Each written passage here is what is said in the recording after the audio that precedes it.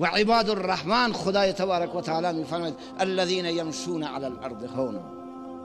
آثار بندگی این سروران گرامی که ما تکبر را از وجودمون بزداییم، تواضع انتخاب بکنیم، عاجزی انتخاب بکنیم. وقتی بر سر این زمین راه میریم خود را مالک زمین ندانیم سروران گرامی، خود را اینجا یک امانتی بدانیم. زمین را به عنوان مالکیت نگاه نکنیم، زمین را به عنوان قبر نگاه بکنیم. اون روزی که بر زمین قدم میگذاریم فکر ما این باشه، تصور ما این باشه که من اون روزی که این زمین شکم باز کرد، اون روزی که این قبر را برای من آماده کردن، من را خویشاوندان در لحد گذاشتن، من چه آمادگی کردم برای پاسخ گفتن اینجا.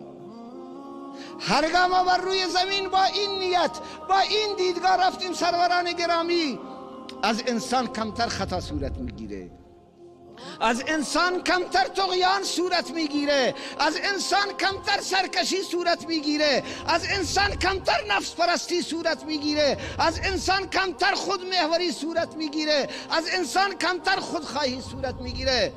قرآن عظیم الشان میفرماید الذین یمشون علی الارض هونا. بر روی زمین با تواضع، بر روی زمین با تدبر، بر روی زمین با تفکر، بر روی زمین با خشیت پروردگار قدم میگذارند.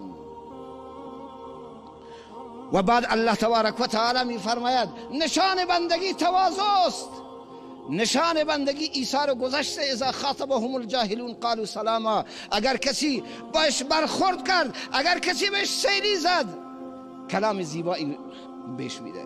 اگر کسی بهش فحش گفت، او در مقابل فحش ناسزا نمیگوید، او در مقابل کلام زیبایی، کلام سلامتی، کلام وعظ، کلام نصیحت، کلام خیرخواهی، کلام سروران گرامی دلسوزی از زبان بیرون، سخنی میگوید که اون جاهل بیدار بشه. رفتار جاهلانه انتخاب نمیکنه که در مقابل فحش دست به سلاح ببرد، در مقابل فحش دست به تخریب ببرد، در مقابل فحش و ناسزا گفتن و در مقابل رفتار جاهلانه دیگران این رفتار جاهلانه تری انتخاب بکنن. نخیر. اذا خاطبهم الجاهلون قالوا سلام.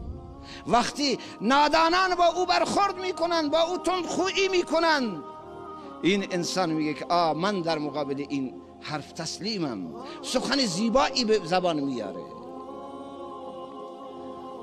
والذین یبیتون لربهم سجدا و قیاما. اینها سروران، این مسیر جاده است که انسان را به خدا وصل میکنه. این حرف بنده نیست، این سخن من نیست، سخن رب شما، سخن اون ذاتی است که امروز شما به عشق او در این عیدگاه جمع شدید. روز را با عبادت میگذرانند، در مغازه نشسته به یاد پروردگاره، معامله میکنه به یاد پروردگاره، در میدان کشاورزی داره کار میکنه به یاد رب العالمینه، در میدان فوتبال داره بازی میکنه، مرتب ساعت را نگاه میکنه که کی وقت نماز میرسه، کی صدای اذان بلند میشه، کی منادی پروردگار اذان میده حی علی الصلاة، حی علی الفلاح. آی مردم بشتابید به سوی نماز، آی مردم بشتابید به سوی رستگاری، بشتابید به سوی نجات.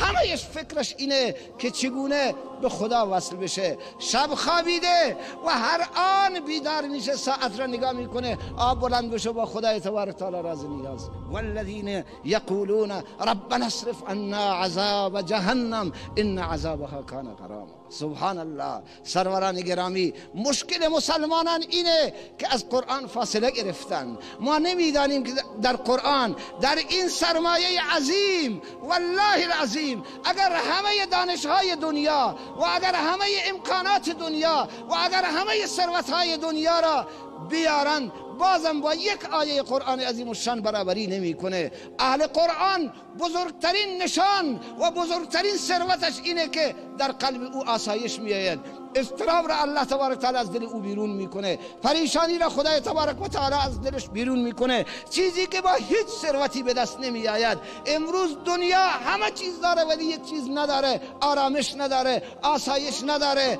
و سروران گرامی، همه دنیا در اضطراب و در قلق و در پریشانی به سر میبرن، زیرا این فرمان الهی را فراموش کردن. الا بذکر الله تطمئن القلوب.